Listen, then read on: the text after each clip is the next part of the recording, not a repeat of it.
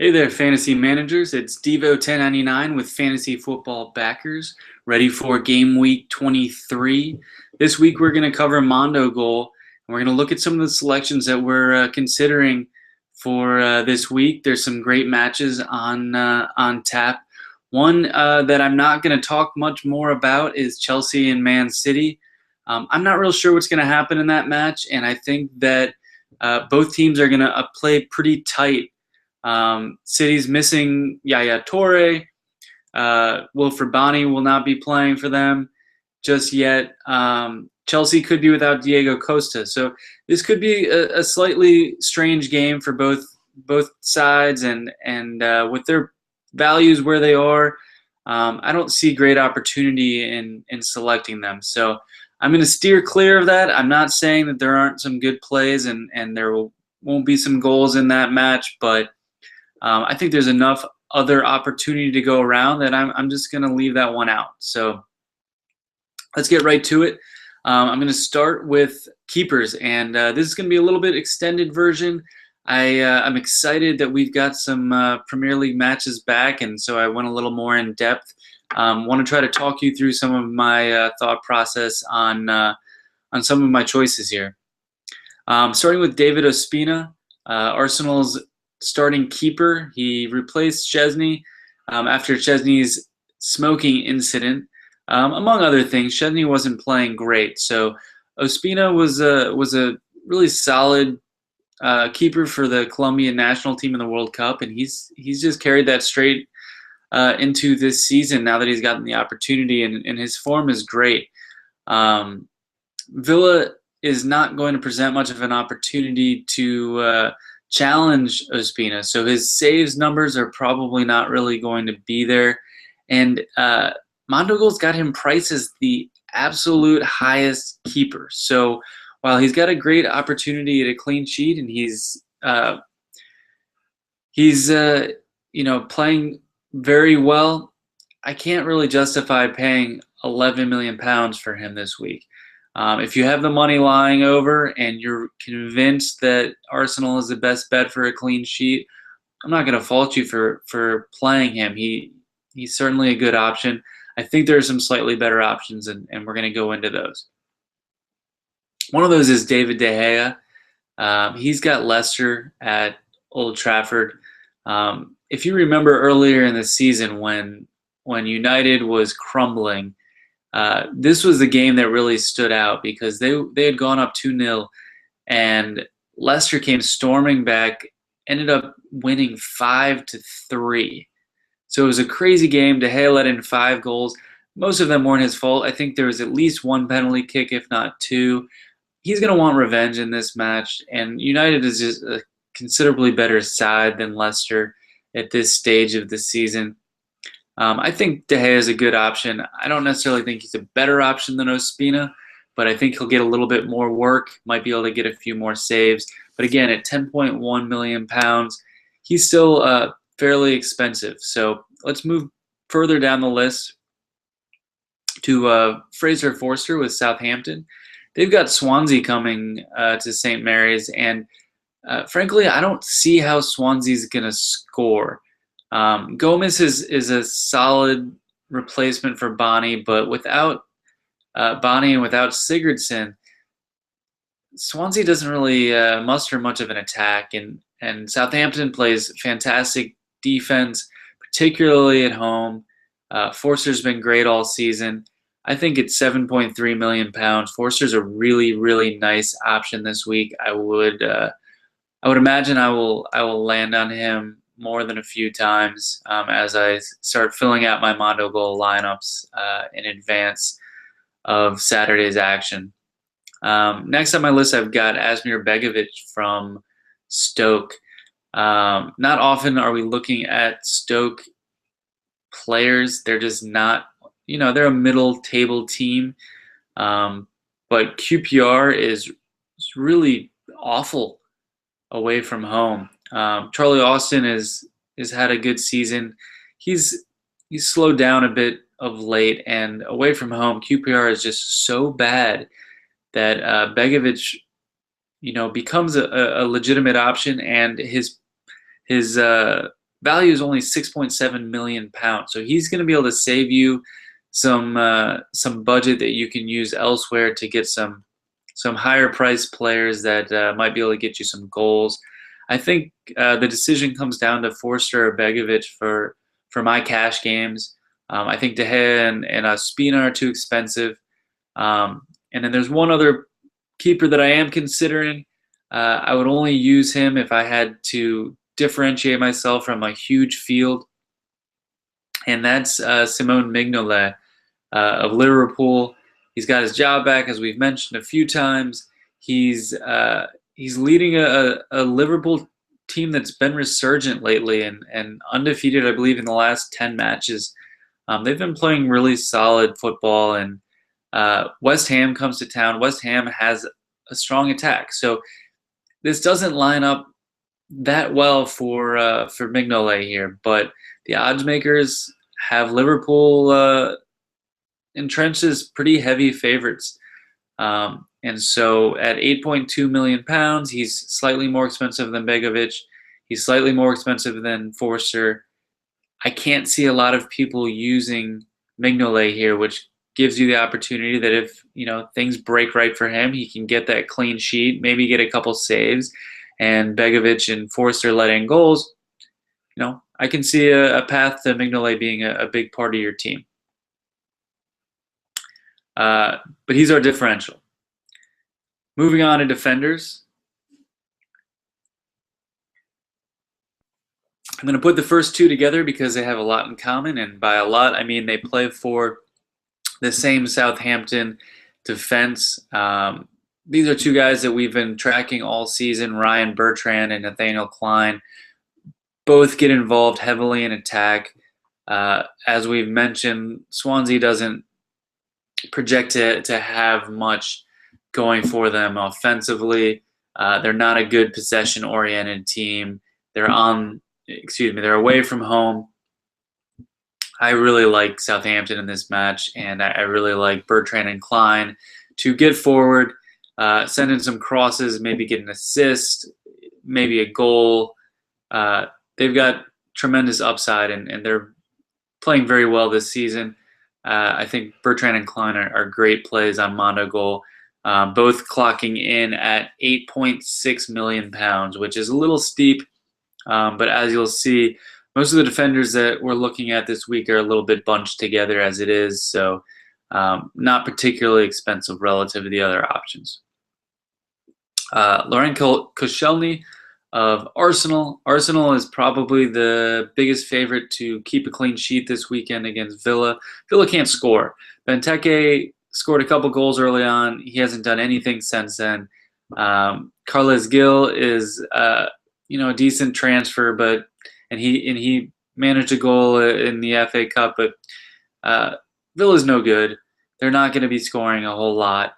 Koscielny plays center back, which is not typically the type of player that we look for in fantasy football, but Mondogoal's a little bit different. Koscielny gets interceptions, he gets tackles, and he completes a lot of passes. So those stats, in addition to the opportunity for a clean sheet against Villa, makes Koscielny a pretty attractive option. He's also the most likely to start for Arsenal. They've got some issues out on the flanks there. They did just grab Gabriel Paulista from Villarreal, but I can't imagine he's going to be ready for this weekend. I like Koscielny. I think at 8.5 million pounds, he's a reasonable option.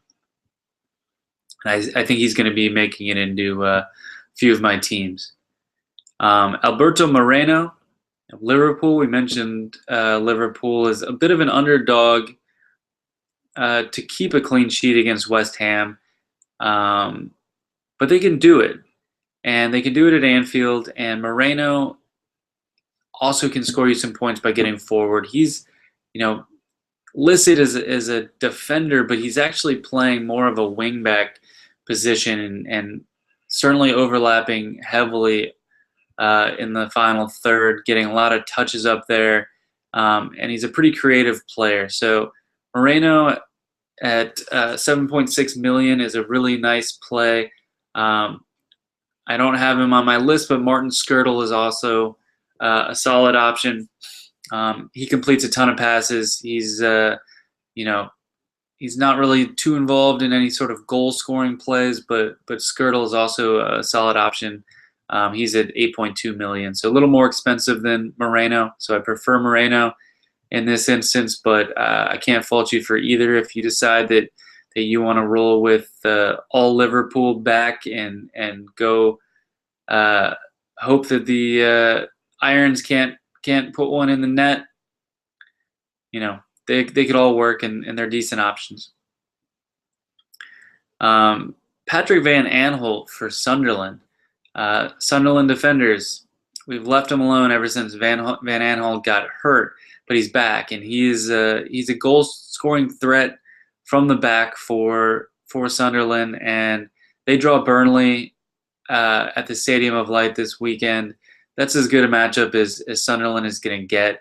Van Aanholt is a pretty creative player. I think that he could do some damage. He could get behind Burnley and get a goal, maybe an assist, which both those opportunities are huge from a defender. So on top of that, he's got a shot at a clean sheet if they can keep Danny Ings under wraps. So Van Aanholt, I think even at 8.1 million, slightly expensive, but somebody to consider long and hard for game week 23.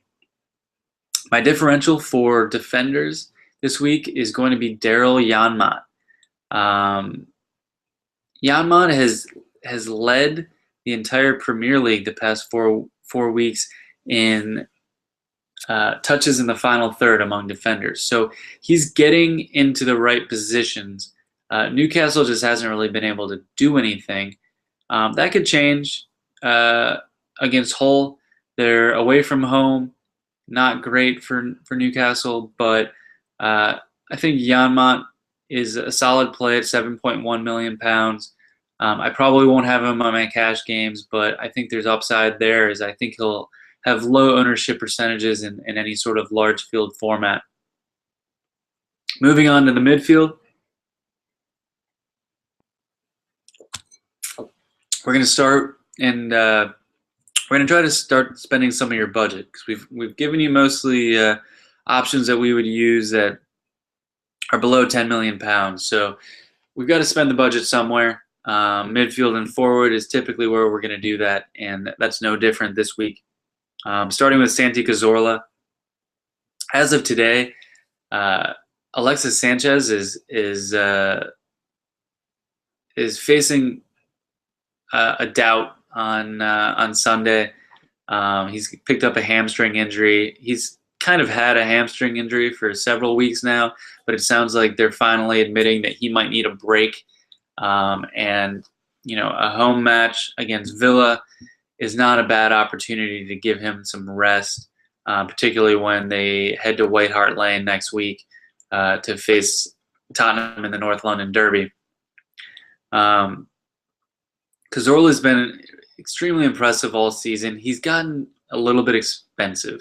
16.1 million pounds is certainly on the pricier side for Cazorla, but he's also going to be asked to be doing even more with Alexis out. Welbeck's out. Cazorla is manning all their set pieces. They're going to have a number of opportunities against Villa. They should dominate possession and control the ball. I think Cazorla is a decent place to spend your money. I imagine he should be able to get 10-plus Mondogoal points, possibly without scoring. So it's rare to get that kind of opportunity, and I think Cazorla sets up quite well for Sunday. Next, I have Angel Di Maria, who has been playing more or less a forward position for Louis van Gaal lately, and I'm not sure that it's actually working, but I'm not sure that matters this week. They've got Leicester coming to Old Trafford, and I think United is due to get a little bit more of an attack going. They've been struggling considerably of late, mustering much at all on offense. I think Di Maria is creative enough to thread the Leicester defense. I think Leicester's defense will make a number of mistakes, and I think United is going to set up quite well to score a few goals this week, probably cruise to a fairly easy victory at Old Trafford. Di Maria is not cheap. He's £13.5 million. I could see leaving him out if you don't trust his current form and you're not sure United is ready to score some goals. I'd probably disagree with you, but you might get away with it. I'm willing to test him out and see if he can get something going, get involved in the goals this weekend. Next, I have Jason Punchin against Everton. Punchin has been a revelation for Palace ever since Pardew took over, and Balassi and Jadanik had to leave for international duty. So it's become Punchin's team in the midfield, and he's embraced that and scored a couple goals and just been extremely involved in the attack. I don't expect that to end this week. Everton continues to be a bit of a mess. I'm not sure Martinez is going to last a whole lot longer there, particularly with Timmy Howard out. They're really struggling. They're not a particularly good team. They're closer to relegation than they are to Europa this time around. So there's no reason to be frightened of Everton, and I think Punchin, with Pardew managing him is a really solid option. I don't think his price is quite caught up with his skill level. So at £8.2 million, I'm looking at choosing Punchin on most of my teams. Victor Moses is the next guy I've got listed here.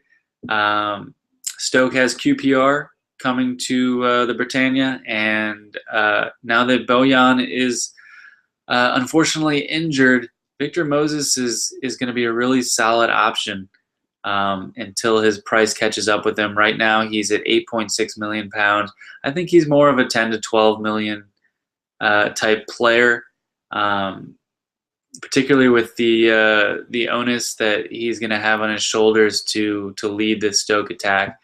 I think Moses is a really solid play. He broke out at the weekend in the FA Cup and got a goal and actually had 18 Mondogoal points. So that's well more than just scoring a goal. So Moses appears to be back, appears to be fit. When that is the case, he is a really strong selection. Drawing QPR at home is about as good as it gets. So if you don't want to use Moses this week, you'll probably never use him. This is about the best option that you'll have for him. Next, I have James Ward-Prowse from Southampton. We've been touching on a lot of Southampton players. Ward-Prowse has come back from his injury and really taken over the responsibility of leading the attack for Southampton. They've struggled a bit on attack, but Ward-Prowse is responsible for all their set pieces, and he's really talented at it. He's able to put the ball exactly where his teammates need it. He's had 4 assists, I think, in the past 6 game weeks. He could have more than that. He sets up quite well, and he's still only £7.9 million, so he's affordable. He's somebody that I think is not a must play this week, but certainly somebody that if you need a slight discount on your budget, I think Ward-Prowse is a really solid option. My last midfielder this week is Remy Cabella from Newcastle. Again, we're turning to Newcastle for our differential. I don't think that too many people are going to be on Newcastle away from home against Hull, especially with how poor their form has been since Pardew left. So I think Cabella is probably a little too expensive, to be perfectly honest. He's £9.5 million.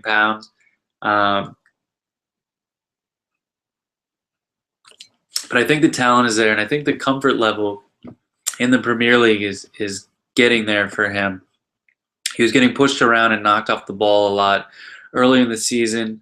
I think he's starting to understand the physical nature of the Premier League, slowly battling back. He had an outstanding match against Chelsea several weeks ago.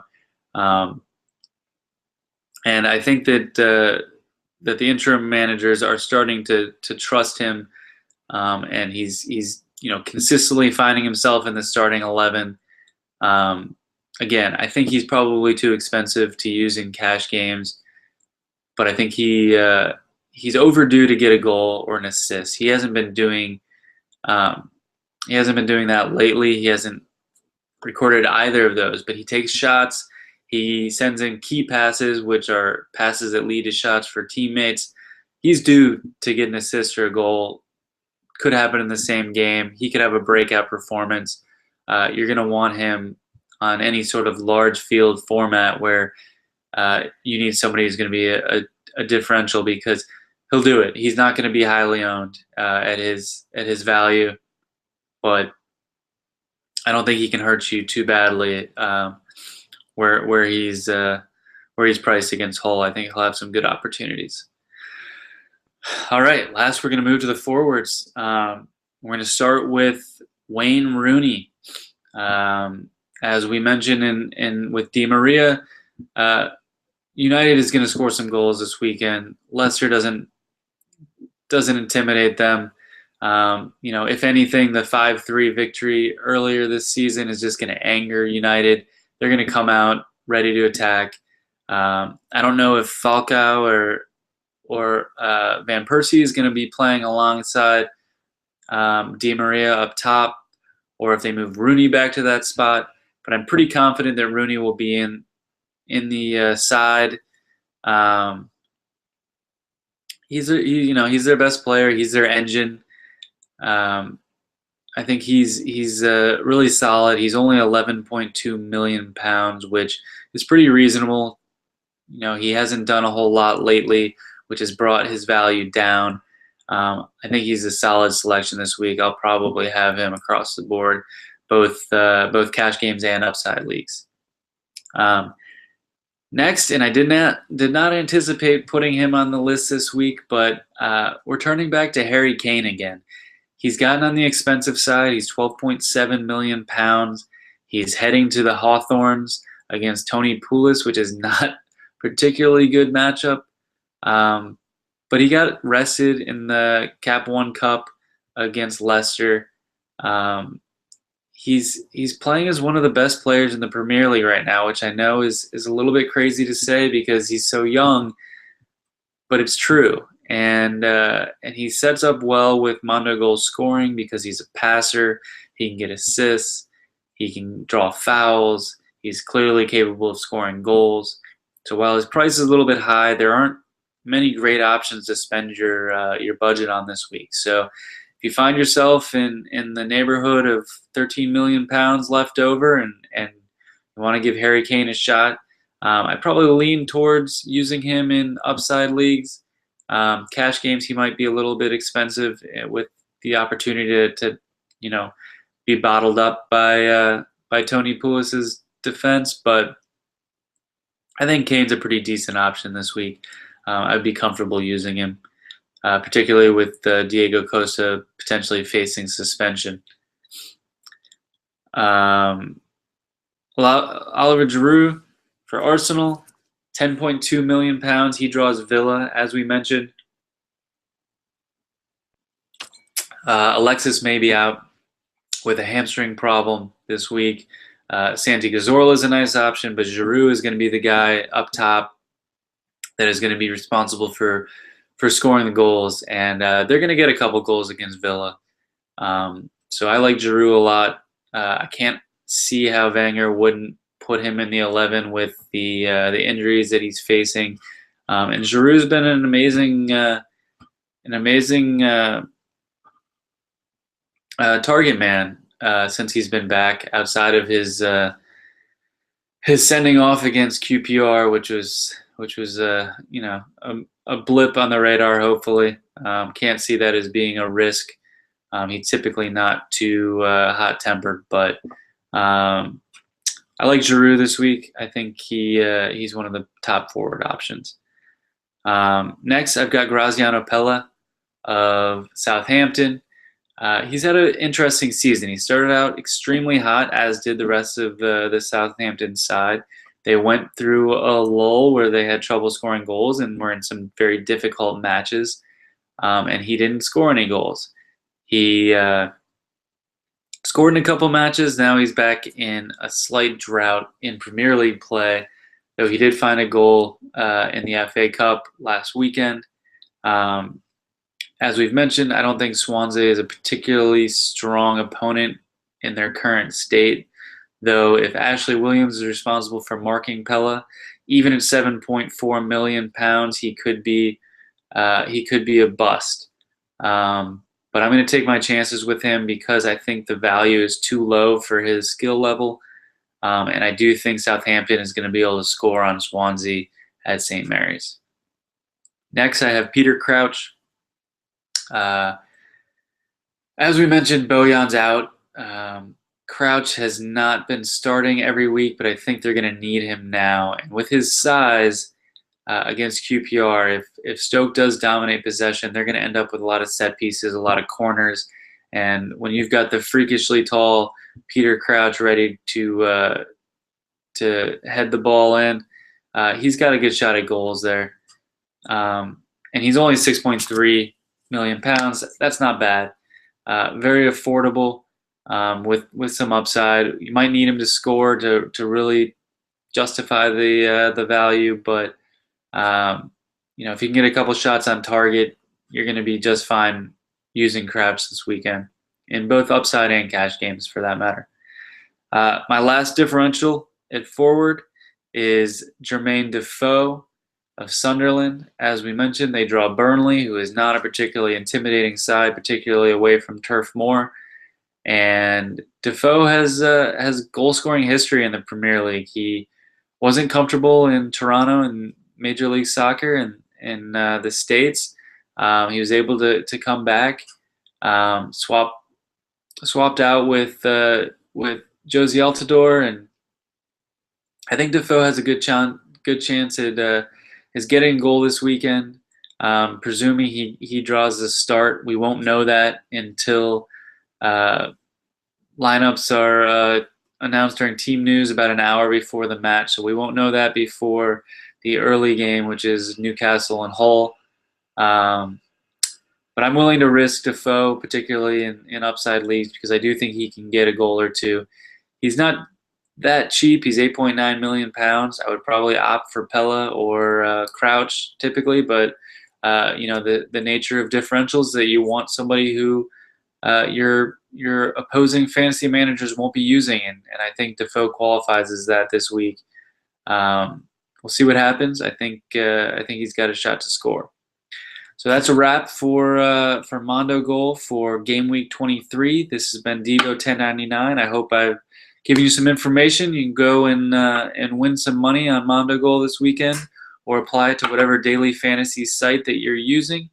But we'll continue to keep grinding these out. So good luck out there this weekend. And as we always say, you can have any player you want on Mondogoal, but you can't have every player.